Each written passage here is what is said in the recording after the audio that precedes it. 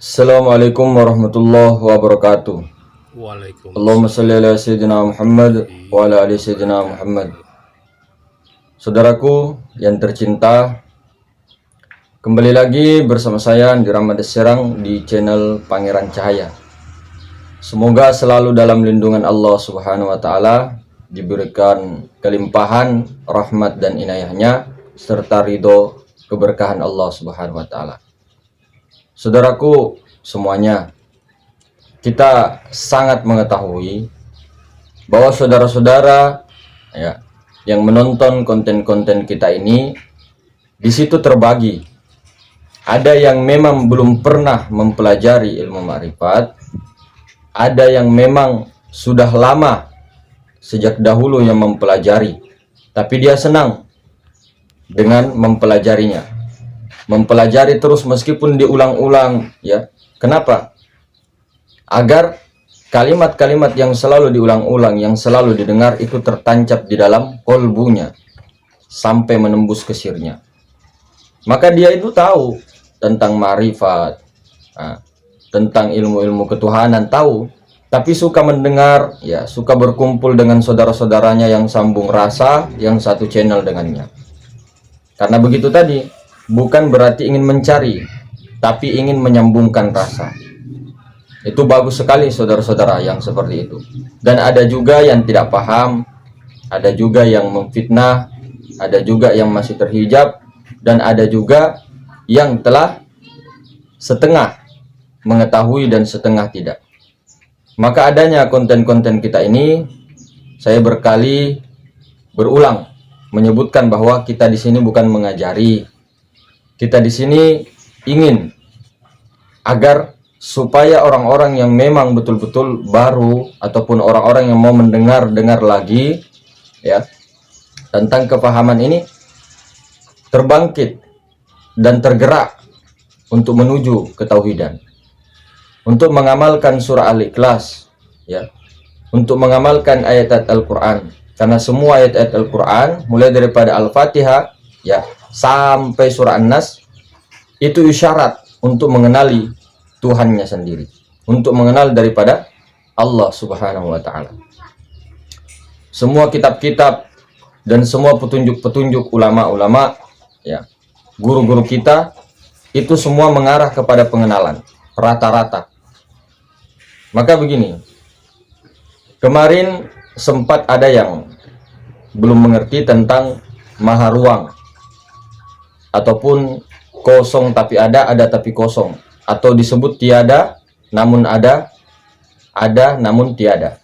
Itulah yang maha ruang, zat yang maha suci. Maka sekali lagi saudara-saudara, kita tegaskan di sini, maha ruang itu ataupun yang disebutkan sebagian saudara-saudara itu kosong, ya, yang meliputi segala sesuatu ini, yang maha ruang ini, yang tak terbatas, itu bukan Tuhan. Sekali lagi saya tegaskan, maha ruang, zat yang maha suci, yang maha meliputi segala sesuatu, bahkan lebih besar daripada alam semesta itu, yang maha ruang ini bukan Tuhan. Lantas apa? Ini adalah nur Tuhan. Inilah yang dimaksud nur ilahi, yang maha ruang, yang tidak bisa disebut. Makanya dinamakan la sautin wala harfun itu. Tapi berulang-ulang kita tegaskan, itu bukan Tuhan. Jangan meyakini sesuatu yang kita tidak pernah mempelajari dan mengira-ngira. Maka kita tegaskan di sini, ya, saya dan guru-guru kita tegaskan bahwa kosong itu yang kita sebut maha ruang bukanlah Tuhan, tapi itu adalah nur Tuhan. Makanya saya selalu bilang, orang yang mencari Tuhan, orang yang mencari diri sebenar-benarnya diri daripada Tuhan, itu nanti begini. Karena Tuhan itu sudah mengatakan, aku ingin menjadikan sesuatu, ingin menjadikan nurku untuk dikenal. Nah, inilah yang dikatakan maha ruang. Inilah yang dikatakan kosong yang tak terbatas itu, jauh tak berjarak, dekat tak tersentuh. itulah nur Tuhan, bukan Tuhan. Sekali lagi, bukan Tuhan, nur Tuhan. Itulah yang dikatakan nur ilahi, itulah yang dikatakan nur Ahmad, itulah yang dikatakan wujud idofi. Namun nur Tuhan ini tiada lain daripada Tuhan, karena Tuhan sudah menjadi nur. Dia ingin dikenal. Nur ini kedudukannya apa? Adalah zat maha suci yang maha ruang. Kemudian zat yang maha suci ini bertajalli menjadi Nur Muhammad, yaitu roh semesta alam. Kemudian dari Nur Muhammad bertajalli ya menjadi alam semesta dan seluruh isinya termasuk diri. Maka perlu dipahami itu saudara-saudara kedudukannya. Maka jangan cari Tuhan, karena Tuhan sudah menjadi nur. Maka jangan lagi mencari Tuhan. Saya tegaskan, jangan mencari Tuhan. Diri sebenar-benarnya Tuhan jangan dicari. Yang makom zatul buhti itu jangan dicari.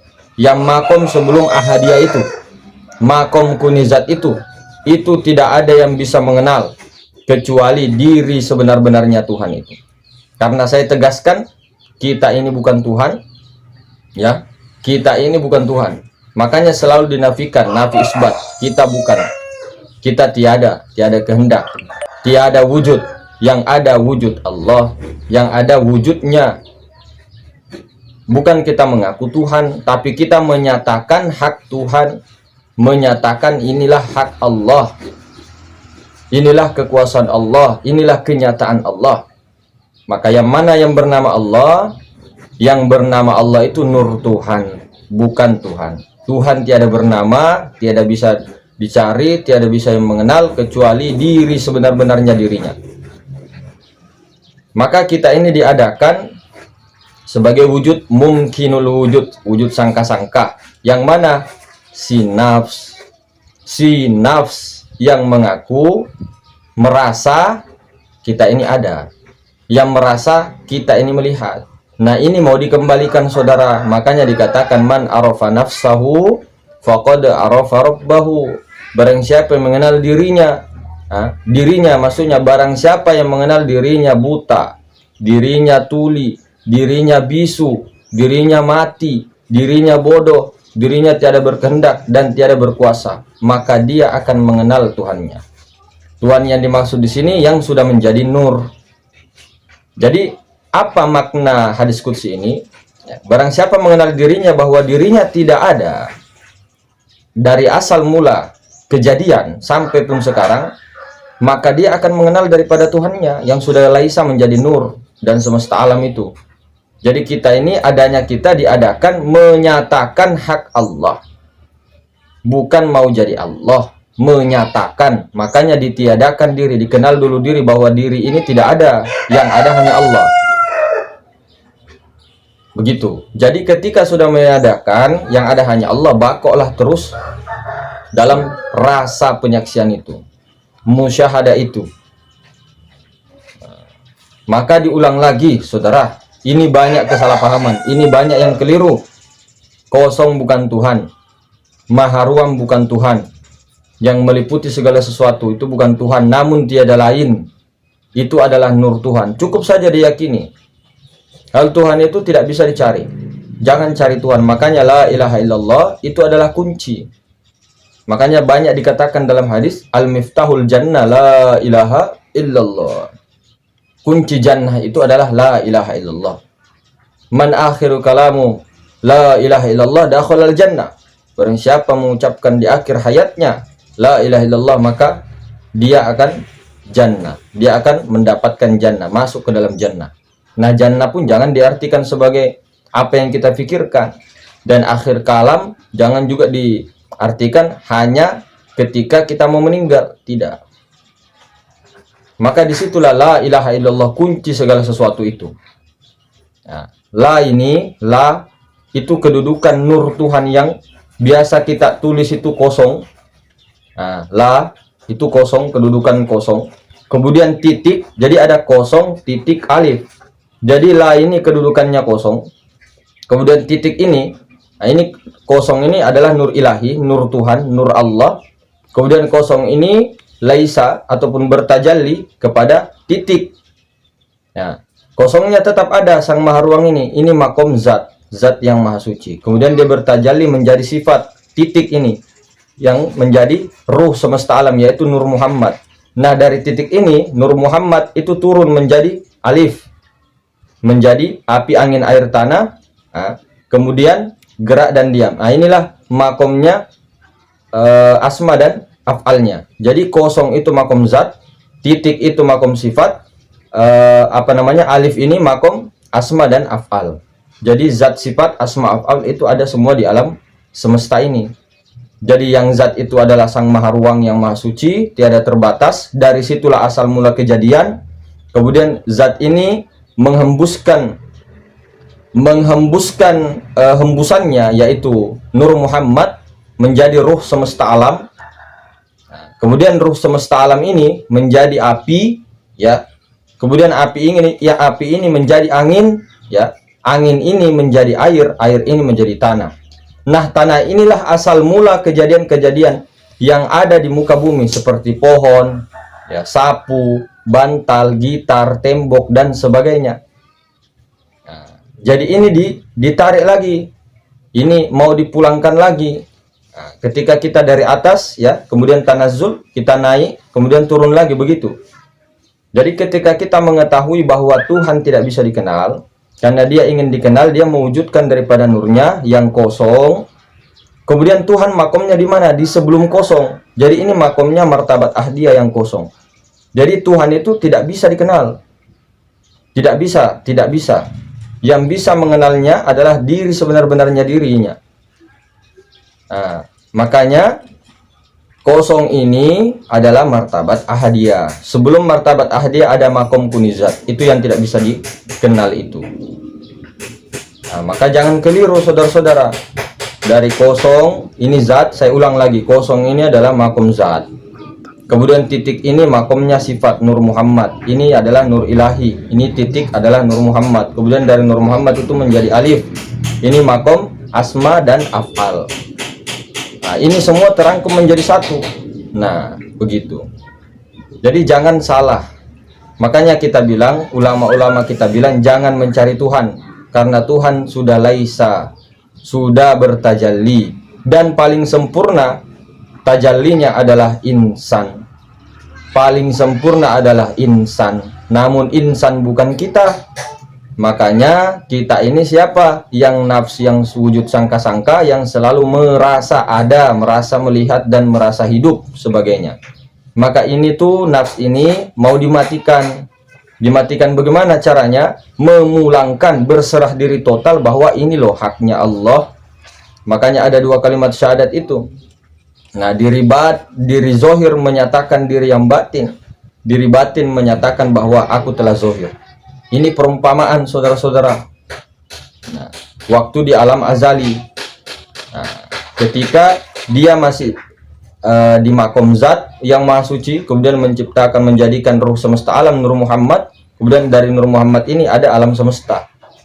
Nah, inilah Nur Muhammad yang sebenarnya yang paling nampak dan yang paling sempurna adalah insan itu sendiri. Namun bukan kita. Kita tegaskan, insan itu bukan kita, Muhammad itu bukan kita.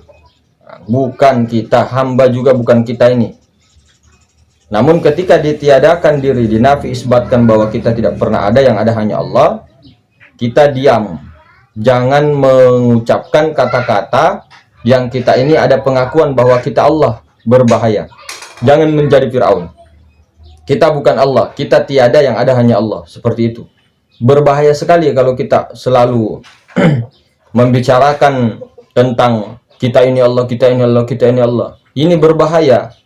Kalam-kalam inilah yang menyebabkan orang-orang yang baru belajar kasihan, dikiranya begitu.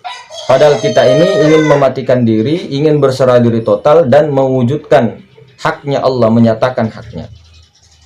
Yang paling penting itu, ya, yang paling penting itu jangan bertuhankan nur. Jangan menjadikan Tuhan nur. Maksudnya maha ruang ini dikira Tuhan, padahal masih ada lagi di atasnya, saudara-saudara. Namun kita cukup mengiktikadkan yakin, sepenuhnya yakin bahwa nur Tuhan ini, kosong ini ya, tiada lain daripada Tuhan, karena kosong ini sudah menjadi karena Tuhan ini sudah menjadi kosong itu, yang maha ruang itu. Jadi jangan cari yang sebelumnya. Yang penting kita tidak meyakini bahwa kosong ini yang Tuhan, maha ruang ini yang Tuhan. Itu bukan. Itu masih makom nur. Itu nur Tuhan. Selalu diulang-ulangi. La ilaha illallah. Itu kuncinya. La kosong, ilaha titik, illallah alif. Zat, sifat, asma, af'al. Itulah yang bernama Allah. Makanya la ilaha illallah, tiada yang ada, tiada yang nyata melainkan Allah. Jadi jangan cari yang tidak ada. Jangan cari yang tidak bisa dicari. Jangan cari Tuhan. Seperti itu, saudara. Karena banyak sekali yang meyakini bahwa kosong inilah yang tidak bisa disebut, itulah Tuhan. Padahal masih ada di atasnya yang tidak bisa dicari. Makanya inilah rahasianya di dalam rahasianya rahasia. Nah, itulah kita perlu sekali menanyakan hal itu dengan orang-orang yang sudah diperjalankan di situ, ataupun orang-orang yang telah mendapatkan rahmat di situ. Kalau kita ini salah menyembah, ya, salah dalam persaksian itu mengatakan kosong adalah Tuhan, kasihan. Tidak terus dulu, harus meneruskan dulu. Makanya jangan menuhankan nur, jangan berhenti di nur, tapi lanjutkan lagi bahwa nur ini hanyalah nur Tuhan. Maha ruang ini hanyalah nur ilahi, nurnya Tuhan, bukan Tuhan. Nur ilahi, nurnya Allah, nurnya yang bernama Allah. Nur Tuhan, bukan Tuhan. Tapi Tuhan adalah nur itu sendiri. Tapi Tuhan sudah menjadi nur. Cuman jangan katakan aja bahwa nur itu Tuhan, tapi tiada lain. Cukup kita tahu sampai ke nur. Makanya kita bilang puncak terakhir, makom tertinggi itu hanya sampai nur. Begitu. Maka jangan cari yang tidak ada. Jangan cari yang tidak bisa dicari, maksudnya itu. Jangan cari Tuhan. Karena Tuhan sudah menjadi nur dan semesta alam. Nur itu apa? Zat, sifat, asma, dan af'al. Nyata. Yang paling nyata adalah zat yang maha ruang. Kemudian sifatnya telah bertajalli ke Nur Muhammad, geraknya. Kemudian bertajalli lagi menjadi asma dan af'alnya. Nah, kalau kita menembuskan pandangan ketika kita melihat sesuatu, itu adalah zat, sifat, asma, dan af'al. Zat, sifat, asma, dan af'al. Apapun itu. Cuma jangan disebutkan, diam. Nah, inilah yang bernama Allah, zat, sifat, asma, dan af'al itu. Cuma jangan katakan Tuhan, karena Tuhan tidak berzat, sifat, asma, dan af'al. Nur Tuhan itu diibaratkan cahaya matahari. Tuhannya itu adalah matahari. Yang kita bisa lihat di sini adalah maha ruang. Itu adalah cahaya matahari. Kemudian Tuhannya itu adalah matahari itu, tidak bisa dikenal. Jadi hanya Tuhan betul yang mengenal dirinya. Hanya dirinya yang bisa mengenal dirinya. Nah, seperti itu. Makanya kita bilang puncak tertinggi adalah di nur. Tapi jangan berhenti di nur, teruskan kepada nur ini dari Tuhan, dan Tuhan sudah menjadi nur. Itu saja. Nah, seperti itu, saudara. Mohon maaf sebelumnya, lebih dan kurangnya mohon dimaafkan. Assalamualaikum warahmatullahi wabarakatuh.